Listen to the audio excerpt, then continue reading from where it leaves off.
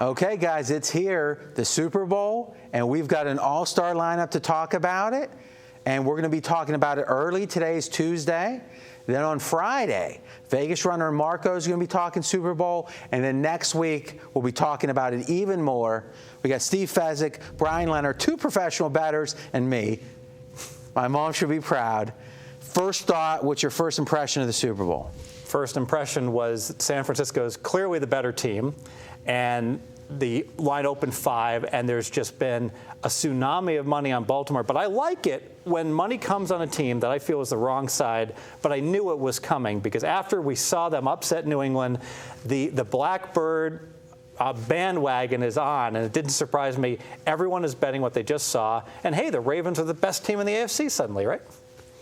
One impression, big impression. Well, I think the line's about where it should be. I think there is money coming in on Baltimore. I'm not sure it's deserved. I figured the line was going to be 4.5 here, so I think there's a little bit of value, but the value will be on the favorite on the money line come game time. And that's something that is a classic advantage play that we'll talk about, the money line. And you actually talked about, Steve, where in the BCS game there was some of that effect with Alabama Notre Dame. So let's talk about that now. So in the simplest sense, is the average bettor, in fact, that's not the way to say it, the newbie bettor, the one that maybe only bets a Super Bowl, that's the only time they bet, walks in and says, I want to bet. They don't really understand the point spread. They say, well, you can bet 250 to win 100 on this team, or 100 to win 200 on this team. Their natural inclination is to bet the dog on the money line, bet a little to win a lot. Because there's a disproportionate number of those guys betting, that the money line becomes out of skew based upon what the spread is. Did I explain that right? Perfectly well. What was interesting is how you used the minus 250 plus 200, so you're thinking about that 5-point spread. But this effect has already occurred. The line has dropped from 5 to 4. If you liked Baltimore, RJ, you should have seen, hey, everyone's going to bet Baltimore based upon the recency and grab the plus 5. Now it's already 4, going down to 3.5. That money line, it's as low as plus $1.50 in town right now. Lay $1.70. No hurry. You're going to get San Francisco minus $1.55 at post. And with me thinking that the correct line on this game probably was closer to that opener of 5 or 4.5, that's great value. All right. So what I'm hearing you say, Steve, is that they build it into the money line a little bit because they have many years of history knowing this is going to be the case. But once the money starts coming in, that if I want to play the favorite on the money line, I probably get the best number at post. Yes, and that happened, like you mentioned, with Alabama against Notre Dame, that the line's 9, and you only have to lay, instead of having to lay 320, you're only laying, 280 on that game. Same thing's going to happen here. And even on some of these props, I just found a prop, first team to score 27 points, and I got San Francisco minus $1.45, which is interesting. First team to score 27 is almost the same as who's going to win the game. I guess I could get shut out if nobody gets to 27. Yeah, interesting. Now, I actually did a study maybe 3 or 4 years ago where I looked at and I think it was when the Steelers Cardinals game when the line was about 7, and I figured out, okay, I'm going to take the plus 7, I'm going to lay the money line, understanding if it falls in between, I win both, understanding I'm getting juiced on both sides. And it actually came out with slightly positive EV to actually do a true arbitrage, or I guess that's not a pure arb in that case, but arbitrage type play. So it's so extreme. It's not only if you just like the favorite, you should lay the money line. It's more you could almost lay the money line if you shop it hard, take the points, and be positive EV. Do you agree with that? Yeah, I don't know about you guys, but I always have friends coming into town for the Super Bowl. Most of them don't bet a lot. In fact, a lot of them don't bet at all. And I always tell them that. I said, you want to have something on the game, you don't really like the side, you take the points with the dog, and you lay the money line on the favorite. And what really helps us now is because Baltimore last week was a dog that took a lot of money, and that line went down, and all those people that had that nice payoff on Baltimore, they're coming back with full pockets this week. As Vegas Runner always says, sprinkle a little on the money line. But not.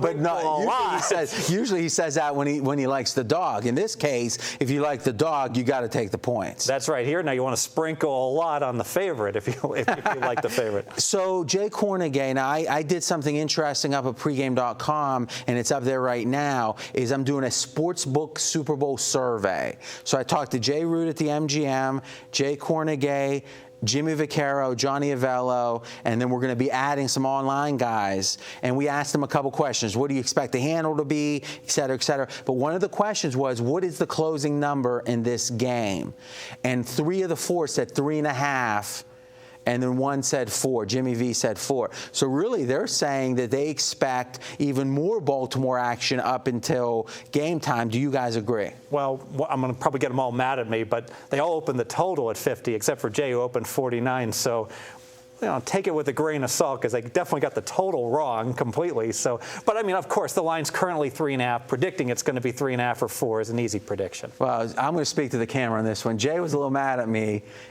I was on the Chad Millman podcast a couple weeks ago, and he asked me the sharpest book, and I said Cantor, which I strongly believe, but he said you should have mentioned LVH. So I'm going to do it now for the record. LVH is in the top tier sharpness, Jay, no doubt about it. And hopefully I get a buffet comment. Now I'm going to get Cantor. I'm going to get Cantor mad at me, so I'm going to be careful, because they're a great sponsor at pregame. Cantor's numbers at close, I feel, are the strongest in the world. I think that they're phenomenal. But I have the utmost respect for Jay Kornegay and his staff, and I will say, I actually feel his openers are the sharpest openers in the world. It's kind of interesting, because I'll give you an example. I think that's analogous to Pinnacle, and let's take a minute with this. I think Pinnacle, once the action has gotten going, and wherever that point is where it's not early anymore, the case could be made they're as sharp as they come. But I've heard a lot of people say their openers not so much. Would you say that's analogous with Penny right now? Yeah, I'd agree. I mean, you can beat Pinnacle openers. You have a hard time beating Pinnacle closers. And guys, we talk about that a lot, which is, if you're going to bet late, there better be a good reason, because the number gets tougher and tougher up until game time, and we've got math backing that up. That's not speculation. All right, so between now, we'll be doing videos next week on this, so we don't have to necessarily handicap the game.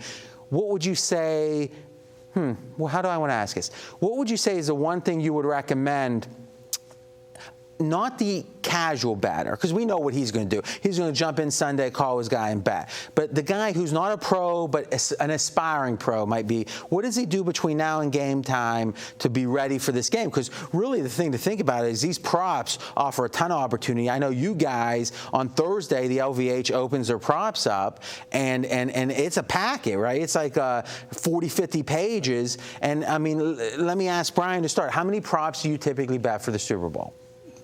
100. All right, so here's the question. So in theory, bankroll management would say, what is it, 3-4%, Kelly might say, on your best bets? Well, how do you bet? In theory, you're betting more than 100% of a theoretical bank. Well, a lot of it you're trying to middle. I mean, you're going to come out, for example, Kaepernick last week. He had that big running game. Everybody knew they were going to bet the over on that. So we went down to the Hilton and got over 43.5 and got under 63.5 for twice as much. And that's you got nothing. And you got 21 yards and no middle. But not to get too technical, but that's interesting, because in risk theory, and Steve, you can speak to this, if you have something where there's a hedge going on in that case, you naturally, because really what were you risking there? You were risking the juice, and that's an advanced concept that we can't dig into now. And here's the frustration. You get LVH, I think, setting the sharpest openers in the world, but it's a stupid number, because they put up 43. They didn't have to put up 43. They could have put up 55. Everyone was going to bet Kaepernick over. So they set a number that was so sharp that, yeah, they wound up winning by taking all those bets, but they could have not expose themselves as much. So, Steve, when you rant on the radio, I'm able to edit that out. We don't have these videos. So you got to hold your rants in. This is an example of how a super sharp group of guys sets a super sharp number, but they could do even better by setting. It's like poker. It's like playing against really weak opponents in poker, and you don't want to play. I've played Marco. So you don't want to play again. You're playing Marco. You don't want to play optimally. If he raises and you got 3-5 of clubs, you call him knowing that that's the wrong basic strategy play. But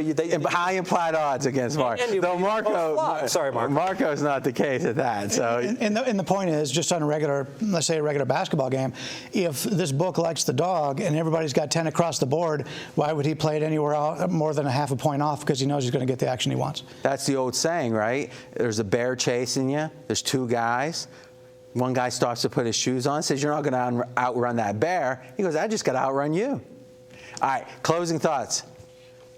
I would say on the props, if you like anything regarding unders in the first quarter, scoring or things happening.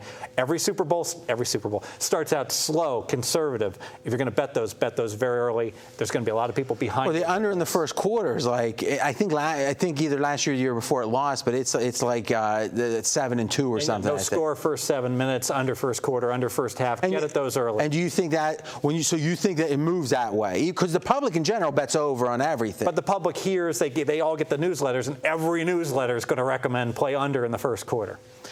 All right, guys, just the start. Remember, Thursday or Friday, you're going to have VR and Marco. It'll be a little bit different. And then next week, even more so. We talked about that thread at pregame.com. You can check that out. It's got the survey I did with all of these big-name sportsbook guys. We're going to be back with talk about the Pro Bowl and a bunch of basketball games. You can get it all, pregame.tv.